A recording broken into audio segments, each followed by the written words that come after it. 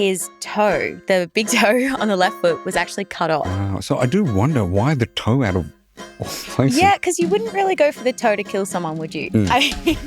Hello, my friend. Today, something a bit different for you. Last week on Assassins, we told you the story of Ramses III, a warrior pharaoh who ruled over ancient Egypt for 30 years and whose death was an ancient murder mystery. For 3,000 years, no one could prove exactly what killed Ramses III. Ancient documents whispered of a conspiracy against the pharaoh, but there was no smoking gun. Not even a bloody dagger. For centuries, people tried to figure out how he died, but with no luck.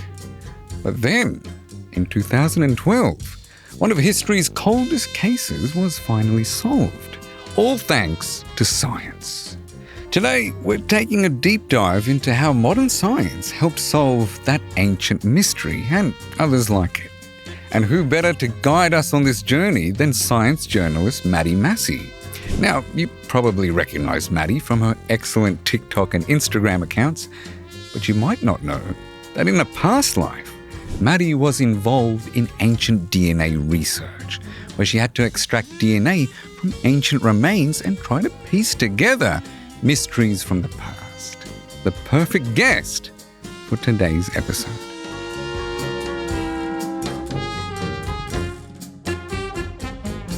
Maddie, welcome to the show. Thank you very much. So the first step in solving any murder mystery is finding the body. But the remains of Ramses III were a little unusual, right? Very unusual. Now, why don't you explain what was so unusual about these remains?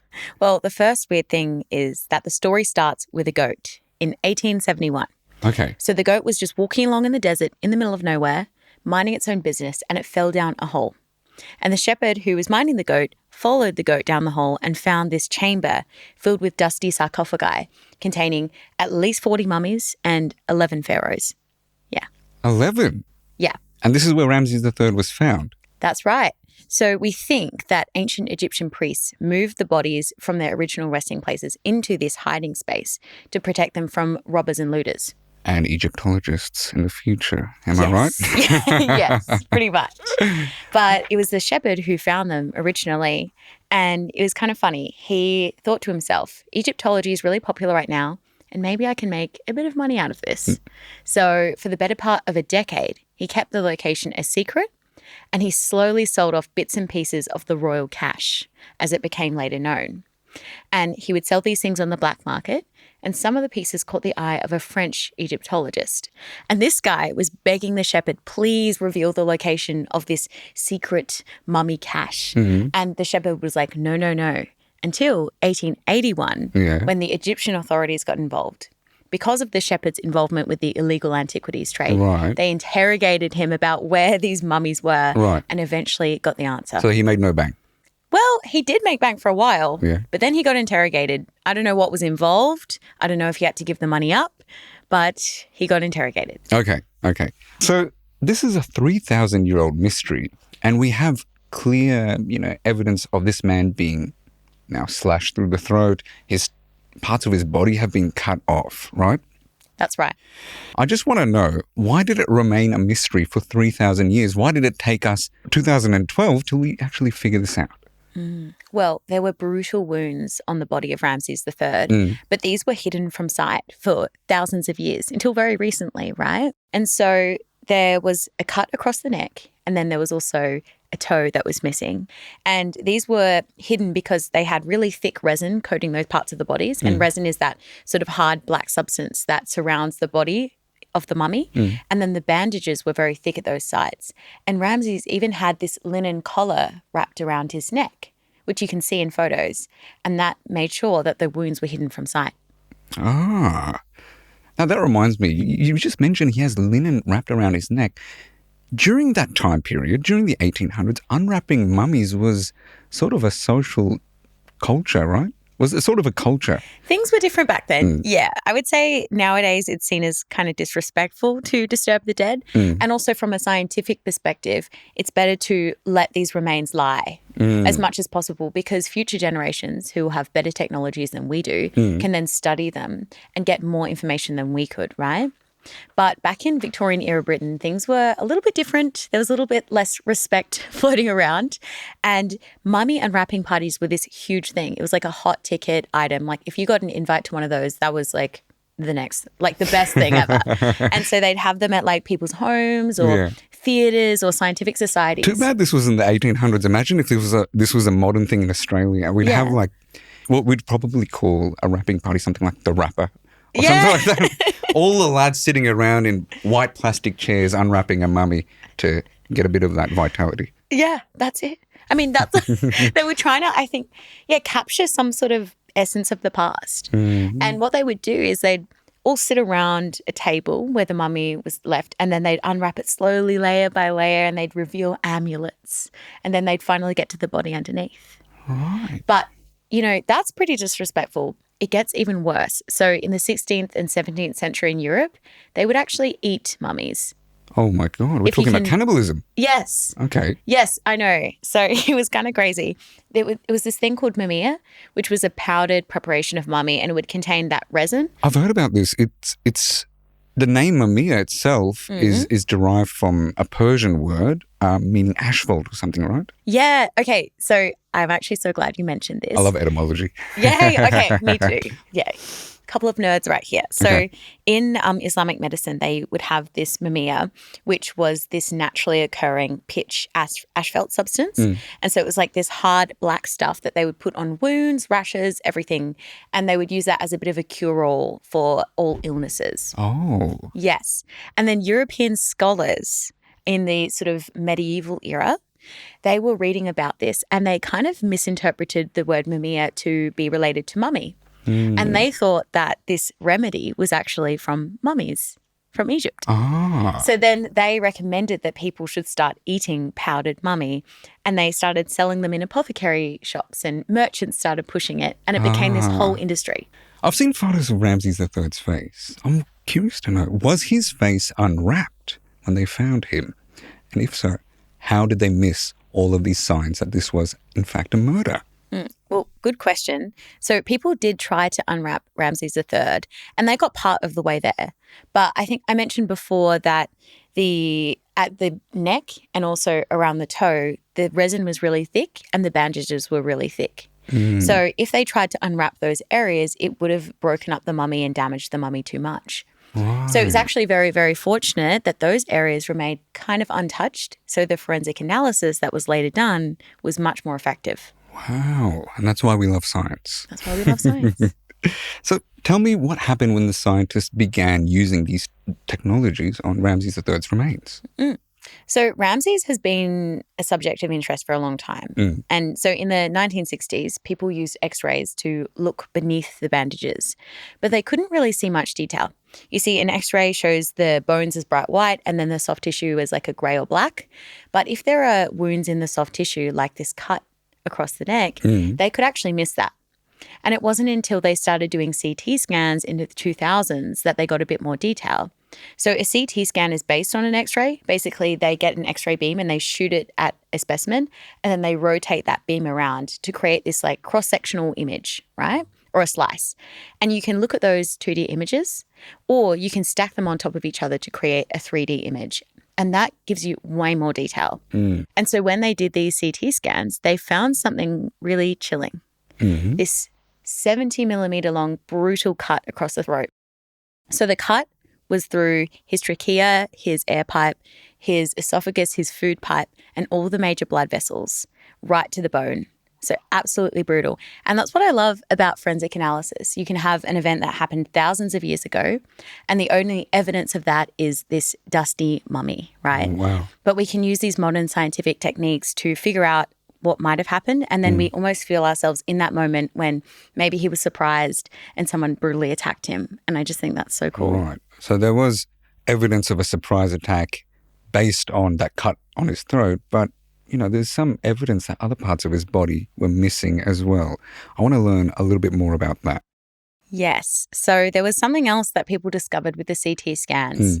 His toe, the big toe on the left foot, was actually cut off. Right. Yeah, and it's really weird. The wound was really precise. And so they think that some sort of heavy weapon like an axe was used, right? And it just cut it clean off. And there was no evidence that the wound was healing, so it probably happened around the same time as the cut to the throat that killed him. Wow. So I do wonder why the toe out of all places. Yeah, because you wouldn't really go for the toe to kill someone, would you? It's not something you would do. I mean, I've seen theories that there were multiple attackers and maybe they attacked him at the same time and, maybe one got the toe and one got the neck. I mean, it's hard to say. But I forgot to mention one of the reasons why they didn't pick up the toe thing until later was that it had actually been hidden. So the toe was missing and then it had been sort of stuffed with bandages and then wax had been coated around it to create sort of almost a prosthetic toe. And then that had been really thickly wrapped. So everyone thought it was normal until the CT scans. Okay, well, it took them quite a bit of time until we actually got to the point where they could do the CT scans. So that's what I'm wondering. Why did it take so long for them to solve this mystery? They didn't start doing CT scans till 2009, right? Yeah, it's really interesting because CT scans were actually invented in the 1970s, but they weren't used to study mummies for a really long time. It wasn't until the early 2000s that the Egyptian Mummy Project was launched at the Egyptian Institute of Antiquities, and they were using these modern technologies to study mummies. And this was really groundbreaking at the time. And there was a huge backlog of mummies to get through. So the really famous mummies went first. The first one that was scanned was Tutankhamun. Oh, yeah, the big I've heard celebrity a lot mummy. About him. Yes, we will talk about him. I think we curious. should. Maybe I'll ask you this another time, but there was some evidence to suggest that he had Marfan syndrome. I want to talk to you about it later. Today, Ramses III Yeah. is So we could do focus. a whole separate episode about Tutankhamun and all of his issues. But yes, and Ramses was still a famous mummy, but he had to wait in line until the other more famous mummies got scanned. Ah, that's interesting. Yeah. So CT scans helped us solve the mystery of Ramses' death. But there was something else that scientists helped us uncover. Could you tell us a little bit about this? This is actually my favorite part of the story. Oh, now I know it's going to be exciting. Yeah, because it's really creepy. So there were all these prominent pharaohs in the royal cache, right? But lying alongside them was this wooden coffin, and it was quite anonymous. It didn't have any defining marks or features, nothing fancy. Right. And inside that coffin was this male mummy, and his mouth was hanging open in this scream. And Like completely open. Completely open. If you look at photos, it is absolutely chilling. And it looks like he's screaming. Yes. Oh my God. And so he became known as the Screaming Mummy. I don't want to Google this. Yeah, well, you should. My Google search is really freaky. There's like a lot of that stuff in there. I don't know. But anyway, definitely look it up later. But they were trying to figure out who the Screaming Mummy was. They thought potentially he could be related to Ramses III in some way. But I guess the more pressing question was, why was he screaming? The first theory could be that he was some sort of disgraced person. So normally Egyptian mummies, when they're being embalmed, their mouths are closed as a sign of respect. And because the mouth was left hanging open, maybe that meant something. There's another theory, though, and that's something called cadaveric spasm. I don't know if you've ever heard of that, Aslan. Surprisingly, I haven't. It's a little niche. I think about it quite a lot, though. Why don't you tell us what it's about? Okay, so it's when someone dies very suddenly and their body freezes in position. They see it in deaths that are very violent, where the victim is experiencing a lot of pain or emotion. So, for example, soldiers are clutching a weapon, or in drowning victims, sometimes their hands will be gripping onto grasses or reeds because they're trying to pull themselves out of a river or a lake when they die. Right. It's really creepy. Are these sort of like the bog bodies? Yes. Right. Okay. Yes, exactly. And sometimes they've seen it with people who were screaming when they died. Right. And their mouths are just hanging open. Right. And so that's a possible theory, though it's a really, really rare phenomenon and not all scientists think that it's real. And there is one last thing, and then I promise I'll stop with the screaming No, theories. I'm enjoying this quite a bit. It is creepy, but I want to learn more about it. It's so creepy, yeah. So normally when Egyptian mummies are embalmed, all of the internal organs are removed, right? But for this one, there's no evidence of that happening. So it's possible that his internal organs were decomposing and then producing gases and liquids that force themselves out of the mouth and then leave the mouth open. Oh, yeah. wow. So this is actually a really common phenomenon when bodies are decomposing. Well, I'm curious. Are there other screaming mummies like this? Yes. Like Yes. others that are in a similar situation, their mouth is completely open and they're looking like they're in agony. Yes, there's a female screaming mummy who I think it was in 2024 that she was analysed properly, and people were wondering why she was screaming. And it's those same theories that she was potentially disgraced, or that she had decomposing internal organs, or that she had cadaveric spasm because she was murdered. Ooh, yeah. Okay. And it's really, really cool. Okay, if you allow me, there's one more thing. Please continue. Okay. So there's this thing called coffin birth. Have you ever heard of it? Never. Okay. And that sounds like something I want to read about, so please tell me. Yes. Okay. So when you have a person who is decomposing and they're pregnant, sometimes they will give birth after they die because of all the decomposing internal organs, producing gases and liquids, the pressure inside the body goes up and the baby gets born. So like a lot can change with a body after death through the decomposition process. So Maddie, last week in our episode, which I'm sure you loved, we covered the harem conspiracy and how Queen Tia, one of the wives of Ramses III, tried to take over the kingdom by taking out her husband and putting her son, Prince Pentawere, on the throne.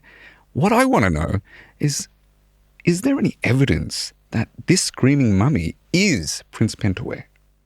There's scientific evidence. And that's what we're here for. The best kind of evidence, am I right? Yeah, so there was genetic analysis done of Ramses III and this mysterious screaming mummy, and it was found that they shared 50% of their genetic material as well as a Y chromosome. So this was pretty conclusive evidence to say that they were a father and son, and this mysterious mummy was Prince Pentawere. Ah, very interesting. But there was another thing that was unanswered, and it was how that particular individual died. Now, the CT scan showed that there was a buildup of air in the chest and lungs, which suggested some sort of suffocation or strangulation. And there were also these odd skin folds around the neck, which showed that, that might have happened as well. There was one interesting thing. There were no fractures that were found in the spine. So normally when someone hangs from a great height, they will have something called the hangman's fracture, which is a little fracture across the C2 vertebra and then a partial separation from C3. And that is what happens when the neck is forcibly extended very quickly. Oh, so this Nasty. This is a violent death. Violent, yes. But in this case, there were no fractures that were found. But it's possible that the body actually only hung from a very short height. So it still could have been hung. We don't know for sure what happened. Right. Yeah. That's very interesting. When they did the CT scans of Ramses III, they found something else inside, underneath the wound. And I want to know a little bit more about that. What was the purpose? And, what did Egyptologists think of it? Oh, yeah. Okay. This is really interesting. They found this strange shaped object that was actually inside the wound on Ramses' neck. And they found out later that this was an amulet, the Eye of Horus, which is a healing symbol. And we don't know who put it there. Possibly it was the embalmers, possibly it was someone else. But the purpose of this symbol is to promote healing. So maybe they're acknowledging the fact that, he had a pretty bad injury and he needed to heal. So even after death, the priests tried to save him. Yes. Well, they tried to save his body from looters and robbers, right? By moving him into the royal cache. So he was a loved pharaoh. Yes. They must have been shocked that he would murder, let alone by the people of his own trusted court. Absolutely. And he would have been shocked too, probably. Can you imagine someone just coming out at you with a knife? And imagine if it was your son. And imagine if it's one of your girls as well. Yeah. One of your many, many, many wives. All right, Maddie, you mentioned that Ramses wasn't the only one found down there, and the CT scans were used for a range of different mummies, right? So who else was scanned? Okay. The most highly anticipated mummy was Tutankhamun. Of course. And I feel like we can't do an Egyptology-themed episode without talking about Tutankhamun. But yeah, basically there were a lot of scans done and there was a lot of genetic analysis done as well. I would say the genetic analysis was the most interesting because it revealed a whole bunch of health issues that no one expected. So when people imagine Tutankhamun, they imagine this healthy, vital, strapping, handsome man. Well, that's what you'd think if you had a look at any of the pictures of him in the temples and on the carvings. Am I right? I'm actually imagining him telling the artist to be like, oh, make my jaw a bit stronger or something. Yeah, early look maxing, eh? Yes, exactly. Because he actually had a whole bunch of health issues. So he had scoliosis, he had a cleft palate, he had club feet. He also, at the time he died, had a mild case of malaria and he had a broken leg. See, now I'm starting to understand why, and I've heard of this before, that he might have had Marfan syndrome. So that's quite interesting. Yes, and that's another genetic issue. And so the genetic analysis also revealed that his parents had been siblings. Oh, right, Yes. of course. That explains why so many genetic issues passed down. Yes, and that would have contributed to a lot of his health issues. And I guess people expected him to be this handsome, healthy person, and they were really surprised when this genetic analysis came back. And when facial reconstructions were done of Tutankhamun down the line, people were even more shocked because they could see visually what he might have looked like, and it was totally different to what they expected. I remember seeing the reconstruction, the digital reconstruction online, and even I was shocked because I grew up watching cartoons with characters based on Tutankhamun. They'd be great pharaohs or these legendary figures, but the person I was looking at in that image seemed to be someone who wouldn't have lived a very happy life. Yeah, absolutely. And it was really interesting because they did the first reconstruction in 2005 and they had 3 teams from different countries. So it was France, Egypt and the US all doing independent reconstructions in parallel. And so the French team was basing their analysis off CT scans of the mummy and they were blinded, so they didn't know who they were reconstructing until after. Then the Americans were using forensic anthropology analysis and the Egyptians were using their knowledge of ancient Egyptian art. And when they all came up with their different reconstructions, they did look a little bit different. And it was the French version that was chosen as the face of this project. And I remember when I was 7 years old, seeing that on the cover of National Geographic and being like, wow, that is not necessarily what I expected. Right. Because people were expecting to be really handsome. And then they updated the reconstruction and they incorporated even more of the health issues and made his features even more asymmetrical. Oh, wow. Yeah, and they did a full body reconstruction. So they had his legs in there, the broken leg, they had the club feet, and people were just shocked. Like, people were even a little bit outraged. Well, I understand the difficulty they were facing. These are remains from thousands of years ago. But that does make me wonder, how difficult is it to run genetic analysis on remains from 3,000 or 4,000 years ago? It's really hard, and I can actually speak from experience. Of course. Yes. We're speaking to a real expert today. I try my best. But I used to do ancient DNA research, and my area was looking at Antarctic ice from 14,000 years ago. Wow. And we were trying to look at microbes that would have been present 14,000 years ago and work out what sort of climate and what sort of environment they were living in. And we tried to extract the DNA from the ice and then analyze it without getting that DNA damaged. So I guess I'll paint a bit of a picture for you. When we're looking at the DNA of mummies, it's really challenging. There's not much mummy DNA present, and it's extremely old. It's thousands of years old, so it's quite degraded. Think of it as an instrument that's playing one little tune, but very, very quietly. And then there's all this other DNA that might be present in the sample, maybe from the priests who embalmed the mummy. It might be from looters and robbers in the cache. It might be from modern scientists who are analysing this sample. And this DNA, there's a lot more of it and it's less degraded. So they're like multiple very loud instruments who are drowning out the signal from that mummy DNA. And as a scientist, what you have to do is isolate the mummy DNA from everything else and make sure that it's as preserved as possible. So what you need to do is you need to suit up in this like hectic hazmat looking suit. You need to put glasses on. You need to put a hairnet on. You need these like hectic You were dressed gloves. up as Walter White. Yes, actually, but even more uncomfortable. And then what you need to do is go into a lab which has positive air pressure. So the air pressure inside is higher than outside because you don't want any air coming in carrying even more DNA from the environment. Wow. And then you have to spend hours, days, weeks, months extracting this DNA with all these different chemical solutions. And that is really, really hard to do. And they found with Tutankhamun's DNA that when they extracted it, the solution was actually black and it should have been clear. So there was all sorts of contamination, and it actually took them 6 months to get to a point when they had a clear solution that they could finally analyze. It's crazy how much we're able to understand now just in the last few decades with these jumps in technology. Yeah, well, imagine what we're going to be doing in 2050. Hopefully we'll reach that point. Oh, it's a little dark, joking, but yeah. joking. We'll cut that out. Now, finally, Maddie, I'm wondering about the ethics about all of this. I mean, studying ancient remains is definitely really interesting to me, but we also have to consider that we're digging up people, real people that died. How do people grapple with this? Maybe this is a bad way to answer this question, but I don't grapple with it very much. Okay. From my perspective, these people have been dead and gone for a very long time. And their families and their children and their grandchildren have also been dead and gone for a very long time. And if we can create some sort of reconstruction of what an ancient person looked like or what diseases they suffered from, I think that's really interesting, and it inspires an interest in science and history among the general public, and that's a good thing, and it's worth any discomfort that could happen. Though I'm very open to hearing other people's perspectives on this, because I know I have a very pro-research, let's go in and study this perspective.